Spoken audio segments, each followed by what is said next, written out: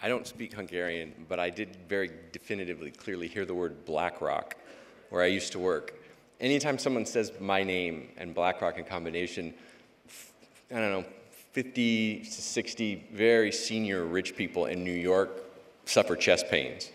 It's true, I did work there. They wish that I hadn't and that they could disown me. But if you call their HR department to verify employment, let's say I'm applying for a job at your firm, someone will have to swallow hard and admit that, yes, he used to work here. Okay, the question that I am often asked, and I have been asked on this trip actually several times, is what do Americans really think of Hungary? But that question is a polite masking of what the real question is, what people want to know, which is why do American elites dislike Hungary so much? I think we all know that that's what people are saying. And the answer is complicated, and it would require a philosopher really to answer. So I'll give you the best that I can do quickly. And I'll begin by doing that philosophic thing. I'm going to answer a question with a question. Why does the West, or so many elites in the West, dislike the West? Why does the West dislike itself?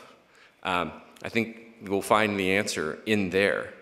I mean, the main reason that elites don't like the present dispensation of Hungary is because Hungary is going off script as far as they're concerned. Remember how this was all supposed to turn out when the bipartisan elites in the American foreign policy establishment supported NATO expansion in the late 90s, right? Well, joining NATO was supposed to lead Hungary and any country that joined NATO in a certain direction, really only in one direction. And Hungary hasn't gone that way. So the script didn't work out as far as they were concerned. What American elites, we hear, I don't know if you hear it as much, but we hear this phrase in the United States incessantly in two words in quotes, our democracy. Our democracy. Now, you might think democracy means a lot of people go somewhere and vote. The outcome of the vote then determines who wins the election, and who wins the election determines what policies are implemented. That's not what it means in the United States anymore. Democracy means what liberal elites want, they get. When they don't get it, it's anti-democratic. So from that perspective, even though I visited this country last year about, a month, 3 weeks after the latest election, where the outcome was on the order of 70% to 30%. It looked pretty democratic to me, but that's not the way American elites see it, okay? You have to realize, too, that, so what they mean by democracy is conformity, and that things, transatlantic relations are really very different. I know you all know this, but think back 20 years ago. Literally 20 years ago was the second Iraq war, was Donald Rumsfeld's sort of wisecrack about new versus old Europe. I don't know how many of you remember this, but it caused a big stir in transatlantic relations at the time, and what the then Secretary of Defense meant was that those countries in Western Europe who disapproved of and were criticizing the impending Iraq war were old Europe, and Hungary and the newer countries that had joined NATO more recently and intended to be more supportive of the war were new Europe. That was, as I said, caused a furor at the time. We're a long way from that now. And what the American foreign policy establishment would like to see is sort of one amalgamated Europe where every country thinks, acts, feels the same way. Okay? So everything Hungary represents from, and I'm just picking a few policies that really matter here. Restriction to immigration, seriousness about borders, seriousness about sovereignty, skepticism about the Ukraine war, cultural confidence, a belief in its own tradition. The American ruling class really doesn't like any of those things, and it doesn't like them for us domestically, and it sees them as a threat wherever they pop up in any country.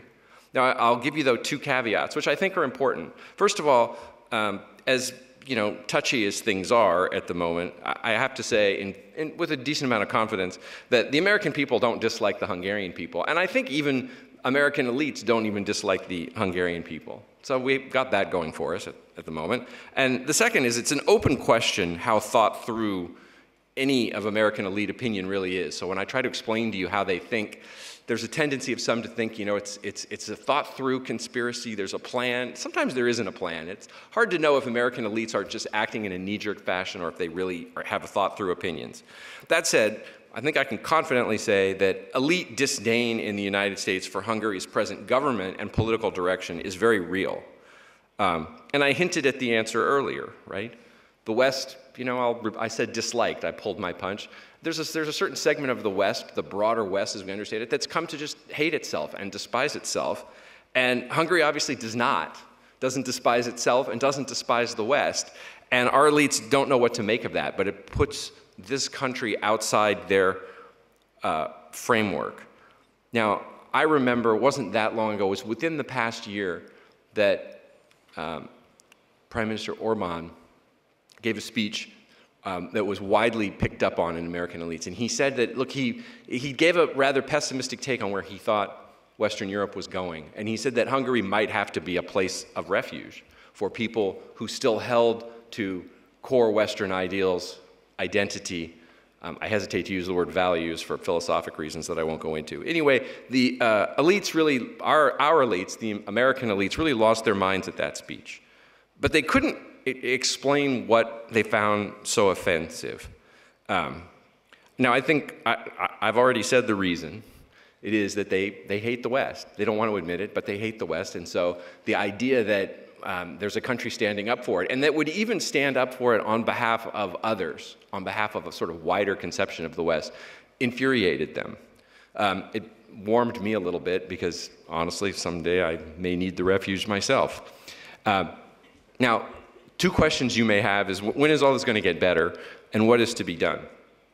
To the first, I have to say, unfortunately, it's not going to get better soon. That is to say, I don't think that the American foreign policy clerisy, as I call them, the sort of priesthood that runs these things on our behalf, is very dug in, and it's hard to dislodge them. Even winning elections makes it hard to dislodge them, and it's going to be hard for the right, whoever we end up nominating, to win the next election. And I'm sorry to be the bearer of bad news, but people keep asking me that too. What's going to happen in 2024? And then I give them a somewhat depressing answer. But read something that was just published online today by Mark and Molly Hemingway. I don't know how well known they are in Hungary. Molly Hemingway's on TV a lot. But together they jointly wrote a book about the last election called Rigged. And it wasn't about election stealing, about fake ballots, about rigging voting machines, or any of that. It was the much more easily demonstrable, provable case that the combination of propaganda and censorship through social media and ballot harvesting and mail-in ballot, and all these operations have so tilted the playing field against Republicans that that's what really lost the 2020 election, even before you get to any other factors. And their article today in theamericanmind.com, I'm plugging this because I just read it this morning and I was impressed by it, but they've said something that I've believed for a while, which is the Republicans haven't yet found a way to overcome any of that. We're way behind in terms of coming up with our own strategy, our own tactics, our own effort to defeat a lot of this stuff or overcome it or just match it. And so that's why you have to take a somewhat pessimistic outlook. At least I do. I'm pessimistic about almost everything, but at least I have to take a pessimistic outlook about 2024. But on the question of what is to be done, I think that's a little bit brighter. We can say that you're doing it. The country of Hungary is doing it. Now, it's hard for me as an American to talk about this without being accused of disloyalty. In fact, one of the unfortunate and depressing, and in my case, irritating aspects of the present times is any dissent from the present orthodoxy by our elites is consistently denounced as treason, fascism, it's undemocratic, etc. So I've written skepticism of continuing U.S. Armament grants to Ukraine that prolong the war to no purpose that I can see. Anyway, whatever, you dissent on any point, they just insult you in that way. So my point is here to say, I wouldn't put any undue hopes in the American establishment reforming itself, because I don't think that that's going to happen.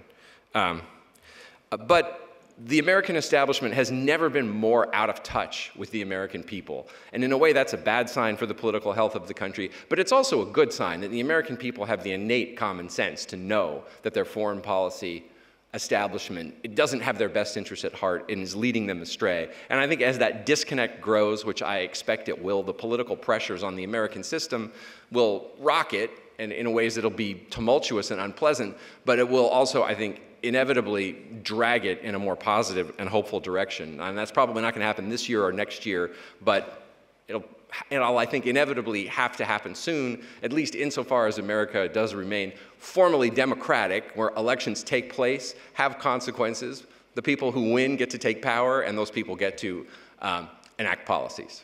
Thank you.